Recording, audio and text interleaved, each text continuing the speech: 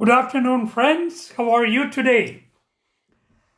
Our spring is really making us all happy as it brings sunshine and hope for a change in everything, in every possible way.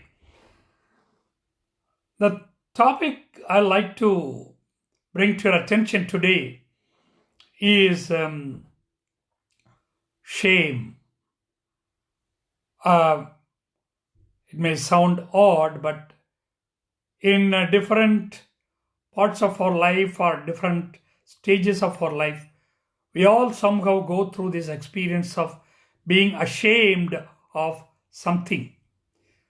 By the way, I bring different topics to your attention to help us all to think about what is going the right way in our life, what is not going in the right direction, so that I can be physically, emotionally, spiritually a healthy person, enjoying healthy relationship with God and everyone in my life.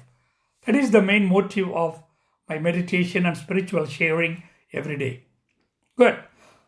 Shame. How do we get this sense and feeling in our life? Why do we get it? A child, when it start interacting with the world through parents, through siblings, through other people who are the family friends initially, and then thrown into the wider public world, it explores and find the world, what it means to be in this society through its experience and interactions, and by its own behavior it finds out, oh, this is good, this is rewarding, this is very funful.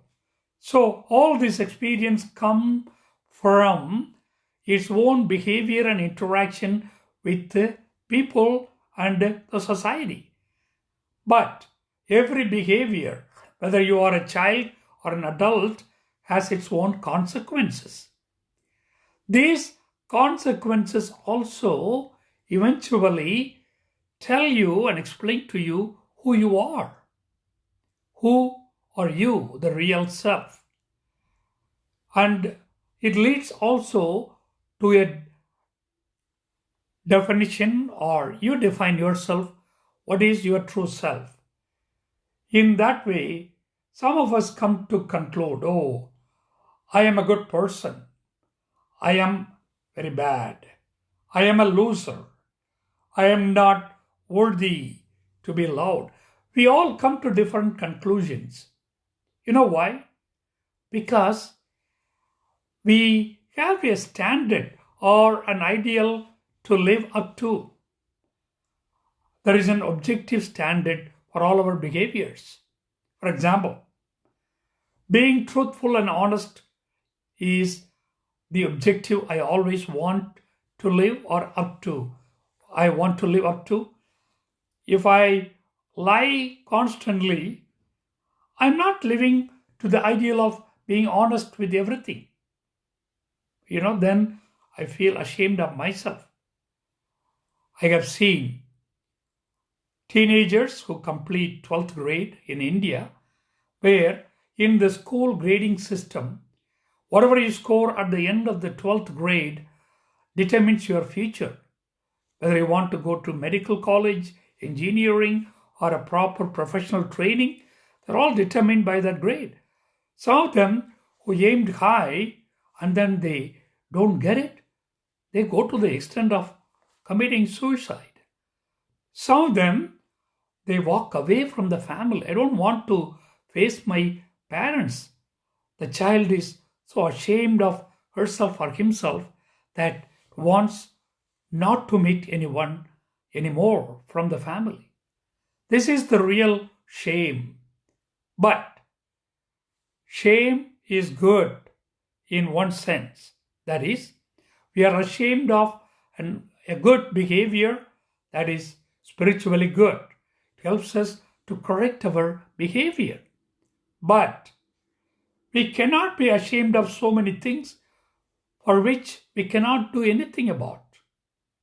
There are things which are not in our control, or things that happened beyond our ability to control. What do you do? I mean, the parents have done everything good for their children, and some of them go in the wrong way, make wrong choices, and they don't go to church, they have no relationship with God or with the family. Some parents are ashamed to call these children as their own. Parents, don't feel that way. It is none of your fault. Don't be ashamed of it, because wrong sense of shame can build a wall around us, and it keeps you away from experiencing good relationship with God and others. Wrong sense of shame can keep us away from God's graces flowing into our life. It will not allow us to connect with God and those who are around us in an intimate way, sharing our good love with them. So, Pope Francis even mentions that shame is a good virtue in one sense. Whenever we do something bad, sinful, then we should be ashamed of ourselves. But when we are not responsible for things, we should not feel bad. We should not be ashamed of ourselves. So be clear. We need to have a sense of shame whenever we fail in doing good things for ourselves and for others. But when something happens beyond our control, then never feel that way. You are not responsible. Jesus took all the shame away from our life when he died for us on the cross. He took the sense of shame, erased them completely from our life. So be courageous, be with the Lord, and accept his graces and his generous love. You will be wonderful. God bless you, and thank you for watching.